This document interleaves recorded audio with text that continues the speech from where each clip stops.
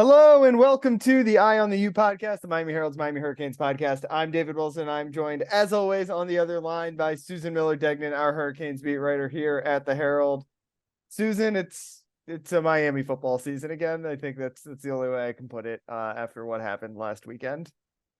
Yeah, I don't know. I've never seen one of those. I've never seen it. But I still can't believe it. I grew up hearing about the miracle in the Meadowlands. And I thought everyone learned their lesson from that one, where the Giants famously did not take a knee, and Herm Edwards, I think, either forced or recovered the fumble for the Eagles, and the Eagles go on to win the game. Miami does it'll be the miracle of Miami Gardens, I guess, for Georgia Tech forever. Miami, of course, had a chance to take a knee with 33 seconds left to end the game. Instead, ran the ball, and Don Chaney fumbles or didn't fumble. We'll talk a little bit about that, but the possession changes, and Georgia Tech goes 76 yards down the field in, what was it, 24 seconds? Really 22, because I think there were 2 seconds left, or 23. I don't remember what they put on the clock. Yeah, it was either 24 or 25 seconds. To win the game, and it is probably, I mean, it's hard to, like, I know there have been more important losses in Miami history, probably losses that have left fans more frustrated, but it's impossible to lose a game worse than that, where you very literally snatch defeat from the jaws of victory. Yes, as my son told me a couple times. Yes, that is true. And it is not, I mean, I've been covering this team for so many years, and I have, You've seen it all. You've seen it all. I've seen it all, and I have, I've seen it all. Yeah, from the crappiest seasons to the national championship.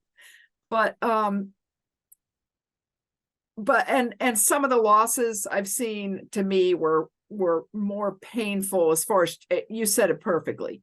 In the long run, they meant the more. National champion, right? I mean, can anything ever top the Ohio State national championship? Probably not. But nothing will ever top. That was the worst. And to me, also, the last game in the Orange Bowl, the last Miami Hurricanes game in the Orange Bowl against Virginia, who they were supposed to absolutely pulverize, ends up winning. I don't know. I think it was 48-0. I don't know. I have to look it up again, but it was really sad. To me, that was that was really heartbreaking. This one was terrible. Terrible. It's like you can't, there's not even like a way to explain it, justify it. Like, it was, I know everyone's going to say, I don't think there are any Miami fans out there like trying to defend what Mario Cristobal did at all, but people will say, people obviously pointed out that Don Chaney probably was down. I know it's hard to overturn that call if they called it a fumble, if they called him down on the field, I don't think they would have called it a fumble on the replay. Like, it was just one of those where it was going to be hard to overturn it either way. Obviously, Haynes King had 75 passing yards all game until the last 24 seconds, when he then throws for 76 yards on 4 throws and 2 completions. So, like, exactly, 2. It's not the, Miami, even after the fumble, the win probability was probably like 90+%, but I mean, it all goes back, like, the game was over. They won the game. You just take a knee there and the game is over. There's no other way to, like, I know you can talk about all these other factors that played in, but you just can't get around. That's the big one. And that is,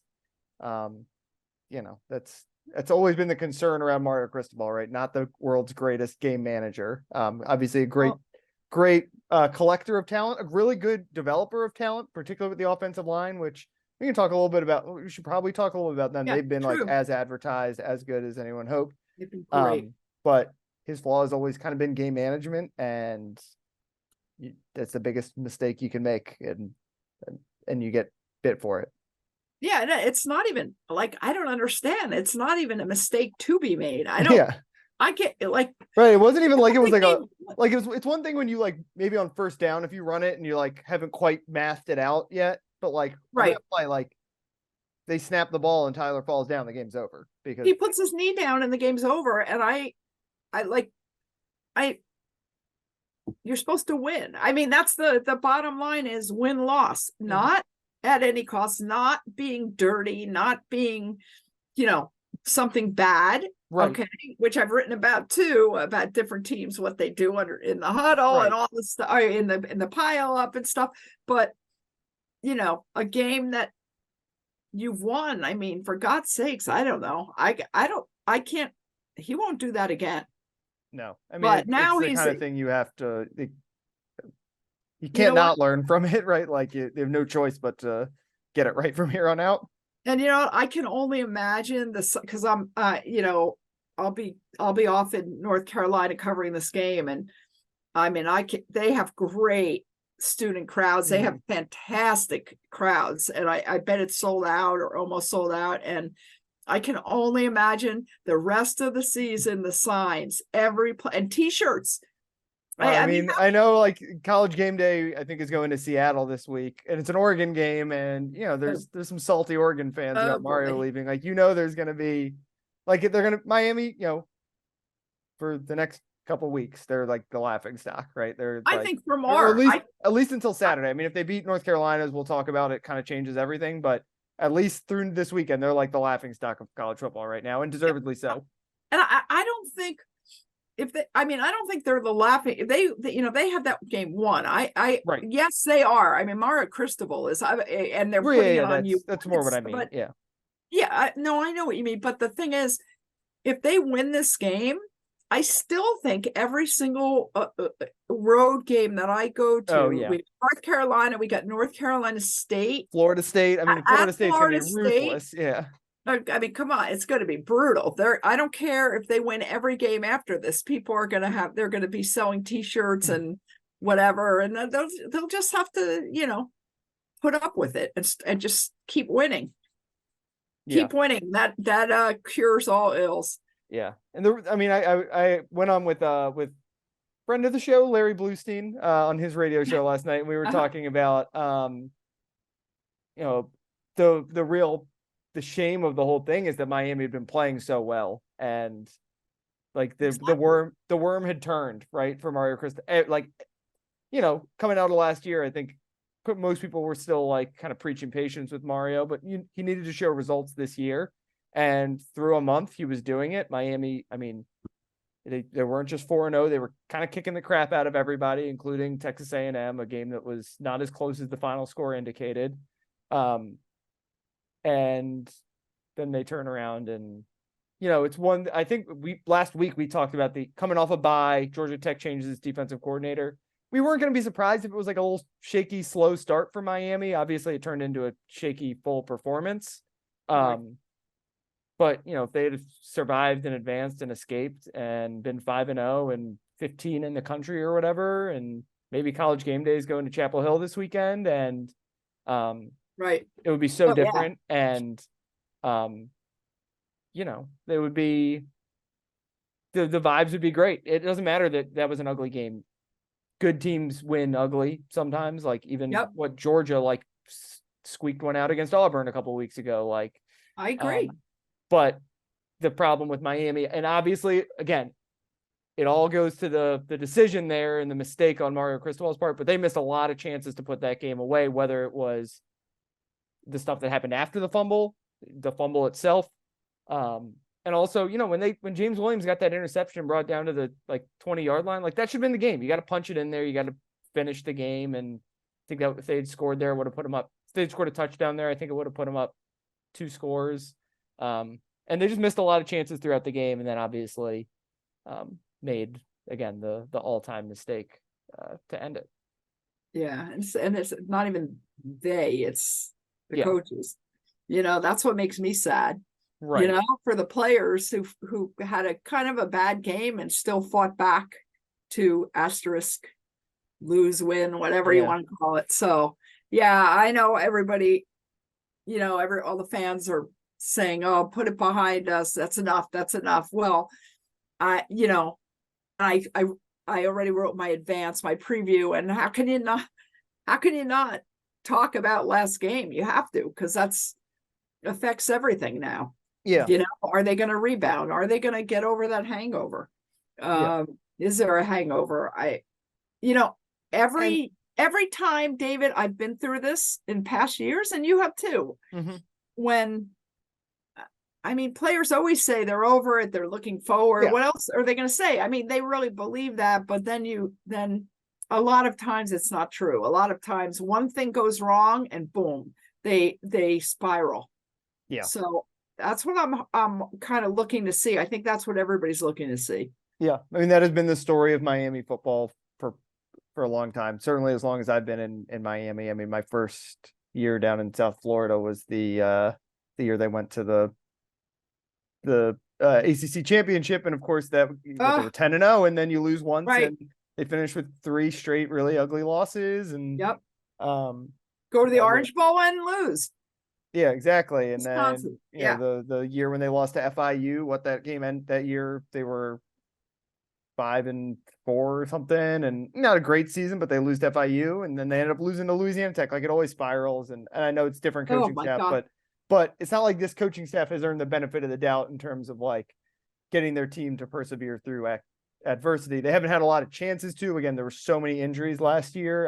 It's different than some of those past seasons, but we haven't seen a Mario Cristobal coach team rebound from a terrible loss like the one they had on Saturday yet. And it's a good opportunity for Miami in that way. Like, I think they can prove a lot by winning.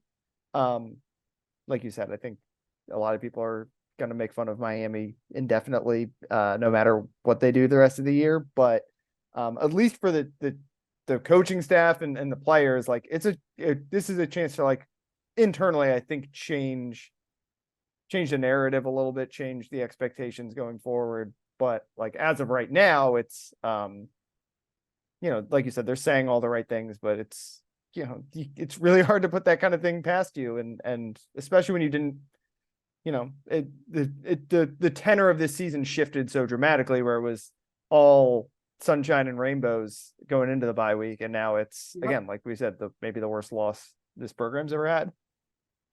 No, it's not the worst loss program's ever had. Okay, I just want to make that clear. But the most embarrassing loss they've ever had, probably. Oh yeah, that or the Orange Bowl, I guess, losing the Orange Bowl. That was really embarrassing. Yeah. Oh God, the way they were strutting and acting like they were all that. I've seen some embarrassing. I'm trying to have some embarrassing losses, man. Yeah. On the road or whatever, but and at home. But one thing I thought of is that Tyler Van Dyke, was it in 2021? Was it when he came on his first year? Yeah. Was it North Carolina State, the game that they were kind of taunting him, not badly, but the players were going up to him, yes. And that's when all of a sudden, then they were going up to him on the field and kind of saying stuff to him about the team. Tyler seems to respond pretty well to that stuff. It's weirdly actually the one season that did not totally spiral out of control was that first Tyler year, where it could have, they opened the year to get killed by Alabama. Derek King gets hurt. Right. What were they? They were like 2-2, I think, when Tyler took over, and then they won 5 in a row. And they obviously lost the Florida State game, which was the death knell for Manny Diaz, but that team like could have been dead in the water, and Tyler obviously played out of his mind for basically 2 months straight. They lost at North Carolina. They lost at North Carolina, but otherwise, they beat NC State. They won at Pitt, beat Kenny Pickett in that incredible shootout. They strung together some good wins when the season looked like it was maybe going to fall apart. Like Manny Diaz, we were kind of like Manny Diaz's one loss away from getting fired for 2 months, because they just all of a sudden they went on a winning streak right when it seemed like his job was on the line. And but it was Tyler who really responded. Yeah, it was Tyler. Yes. So I think I don't know. Let's see what happens. I have faith in Tyler. I do. History has shown that the program sometimes is screwed up, but this is a different team, and different coaches, very different players, a lot of guys who have they went out and got a lot of guys who came from successful programs, whether it's Alabama or Oklahoma, or a lot of important guys from winning programs, UCF, right? I mean, like a lot of veteran. It's an older team, a more experienced team.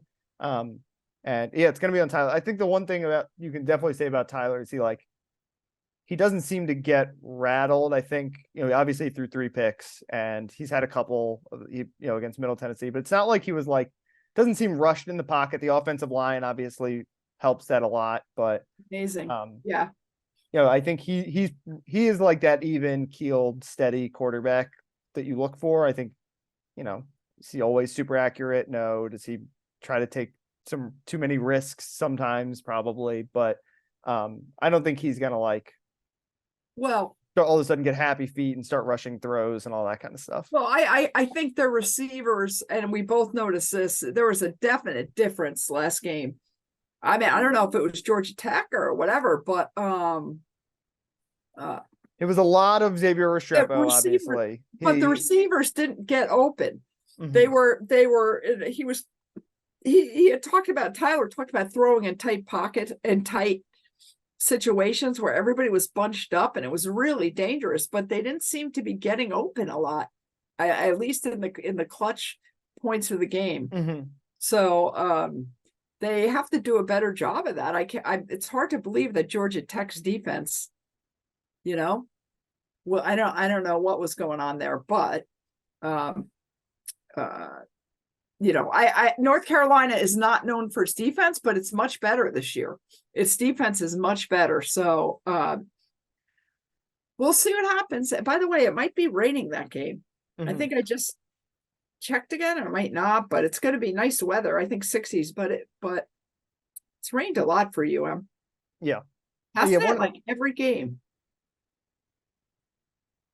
Yeah, pretty much. Yeah. Well, yeah, it's okay. South Florida in September, right? So it kind of rains all the time. I mean, a lot of that game was played in the rain on Saturday. So right. I mean, the good thing about Miami is they can win in multiple ways, right? They can run the ball. Their defense has been good. I know they gave up 76 yards in 2 plays to lose that game, but of all the people to blame, the defense is kind of the one I blame the least. It's an impossible situation for them. They're getting ready to walk into the locker room and all of a sudden terrible, thrown out back on the field. They were really doing a good job shutting down Georgia Tech. They had a lot Georgia Tech's points. A lot of those coming because of short fields and stuff like that off of all the turnovers. So they if you just erase that fumble, I would feel really good about Miami's chances to win this game on Saturday. The way that we saw them play the first 4 games, I know they didn't play well Saturday, no matter even throwing out the ending, but again, good teams win games like that at least once a year. I mean, it's not like North Carolina has been perfect, right? They struggled with App State a couple weeks back. Everybody struggles with everybody struggles, right? No one has looked good. No one has looked good this year. Period. So yeah, the whole question with Miami is how much should we be concerned about that fumble lingering? Because like I said, if you throw that out, this is, Miami would definitely be an underdog at North Carolina coming off not, kind of a not great performance, but right. It would feel very winnable, and maybe they'll come out and look great, and within a couple of seconds we'll know, okay, they can win this game, but it could also, like we said, just be ugly. Like if they don't get up for it after that, then it's gonna be a long day for them. Yeah, I mean, I'd be a little, I would be a little worried if I were a Miami, a big Miami fan. I would be worried a little. Yeah, and again, that's because of what we've seen in the past. It's not necessarily because of the way, not because of anything on the field, right? I mean, it's because of the stuff outside, the mental component of it. And that's just, we're basing that on history. It's impossible. You can't predict college kids' mental states at any point. And after a game like that, you can only make assumptions. And I think it's a fair assumption to think they're going to be what the hell just happened, and shell shocked a little bit. And, right. A couple of mistakes. I guess that's really what it's going to be. What happens when they make the first mistake on Saturday? If Tyler throws a pick on the first drive, is it just going to totally fall apart? And that feels very reasonable to imagine. didn't put this in my story. Maybe UNC, it's a really interesting. Like, so Miami was a 21 point favorite over Georgia Tech. And UNC is only a 3-point favorite at home against Miami, which is really, I don't know. It's kind of interesting to me because usually, well, I guess they weren't right last game. But it's looks close as far as the point spread goes, but yeah, like I said, like if you throw out last week, these teams are even, right? They would both. What's North Carolina ranked right now? 12. Well, Miami, like I said, if they win 25th. that game on Saturday, they're probably 15 or something. Like if the craziest ending and one of the craziest ending in college football history doesn't happen, like these teams are ranked pretty close to each other. Miami's like numbers, like a lot of the computer metrics really like Miami. I know especially going into last week, and I think even coming out, I mean, their run defense is number 1 in the country. I know North Carolina is a passing team, but run defense is number 1 in the country. The offensive line has like lived up to the hype as probably the best offensive line in the country. Right. Tyler, even with that bad performance on Saturday, is way up there in a lot of the statistical categories. Like there's a lot to like about Miami if you just throw out the stupidest ending in Miami history. Yeah. Well, let's hope and that's the shame of the whole thing, right? Is they were playing so well and it taints everything. Let's hope it at least until we see the different t-shirts each week. I just know that's going to happen, especially FSU. Until we see all that, let's hope they win this game and we can kind of say, okay, they overcame it. Yeah, we got to see it, right? That's the thing. We got to see it. I mean, we might come on next week and be talking about how Miami is right back in the hunt for an ACC championship. Yeah, let's hope. Because they really, like, as stupid as that ending was, and as terrible and awful a moment as that's going to be, and taint so much of what Mario Cristobal is trying to build, although of course he gets like a top 60 commit the next day, the ultimate Mario Cristobal experience. The next day, I don't know. Somehow I think those things are timed. Yeah, I think definitely a little bit. But no matter how bad it was on Saturday, if Miami wins this Saturday, they're in full, I mean, right now they're in full control of their destiny in the ACC, right? They've got one loss, but they play North Carolina this weekend, Florida State, obviously, who is the overwhelming favorite in the league now, and they play Louisville still too, right? Louisville's who now is up to number 14, I think, in the country, and kind of looks like the number 3 team in the ACC. So they're undefeated. Miami controls its own destiny, because if you beat all 3 of those teams, unless you think Georgia Tech's also going to run the table, then oh my God, I think you pretty much, I guess Duke is still undefeated in the conference too. So they're the other team. By the way, that would be the ultimate terrible thing. The ultimate. What? Georgia Tech getting hot and winning the ACC. That would be, to me, that would be the ultimate. Oh my God. OMG. Yeah. And again, so like, is Miami gonna run the table and win the league? Probably not. But am I gonna feel like they got no shot in any of those games if they play the way they did in the first 4 weeks of the season? No, they can beat anyone if they play that way. They looked legitimately like one of the best teams in the country for the first month of the season. So it's just such a weird, like it's such a weird situation. Like in a vacuum, you would feel, again, Miami would definitely be an underdog, but you would feel really good about, like, you'd be pumped about. I mean, I'm still excited about this game. I think it's going to be a fun game. But there is just like that, whatever the percentage possibility, and it's somewhere between 1% and like 50% chance that Miami just like totally falls apart because of what happened on Saturday. Let's hope not. But we'll see. They have UNC has a great quarterback, by the way. One of the best in the country. Yeah. Probably going to be like a top 10 or 15 pick in the draft in a couple of years. He's really, really good. So when he had a good game again, although he did throw 2 picks last year against Miami, but he had a good game. That was a great game, the Miami North Carolina game last year. Miami's lost the last 4 games. to them. And, and by the way, Tyler had his best, had a career high 496 yards again last year against. The game last year was crazy. Remember Miami almost recovered an onside kick at the Al Blades? Didn't he almost recover an onside kick at the very end? Yeah, good memory. He almost made one of the greatest plays I've ever seen, but I think they said he was out of bounds. Right? I think. Yeah. So that was 496 yards and 3 touchdowns last year for Van Dyke. He did throw a pick at the very end when they were driving. Right. But there was 10 seconds left or something. And then in 2021, they also lost by 3 points. They got got 25 second half points. Yeah. And, Tyler was I remember the first half of that game. We thought oh, they might have to. It might be Jake Garcia time, and then Tyler roared to life in the second half of that game. Yeah, that's right. And then he got to the UNC 16-yard line. Right, they only lost by 3 points, and then he threw a pass, and it was batted, and it was broken up, and then it bounced off a Tar Heel, and it was intercepted.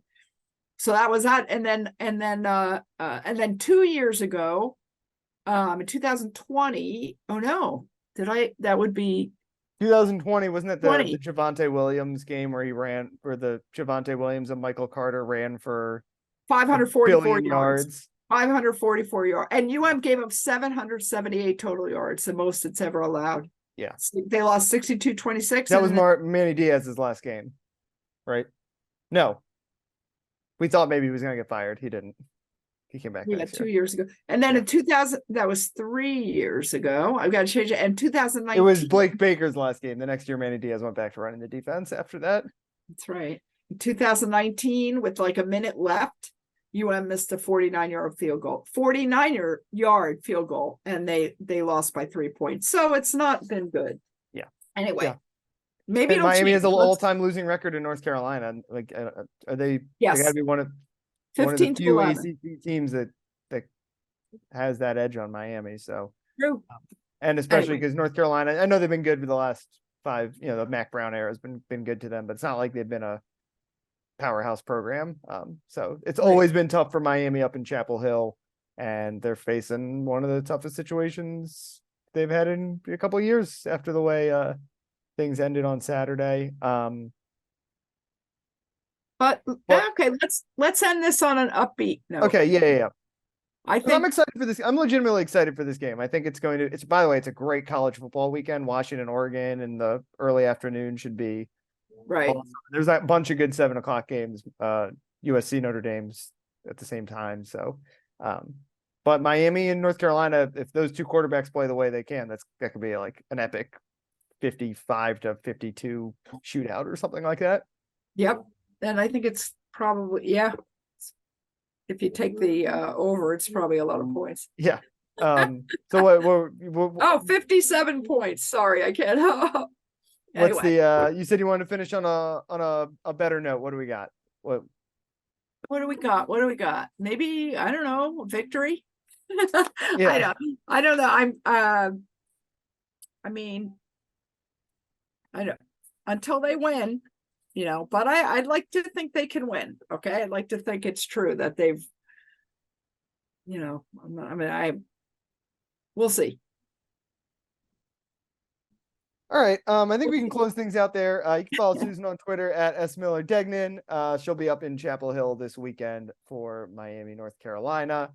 You can follow me on Twitter at DBWilson2. I'll be on my couch in South Florida. But probably chiming in a little bit about this game if it remains interesting throughout the duration. David, after this, we have I think Clemson, right? Yeah, Clemson at Hard Rock Stadium the following weekend. So, we came on last week and talked about how Georgia Tech was like the appetizer. Obviously, it wound up being an important moment.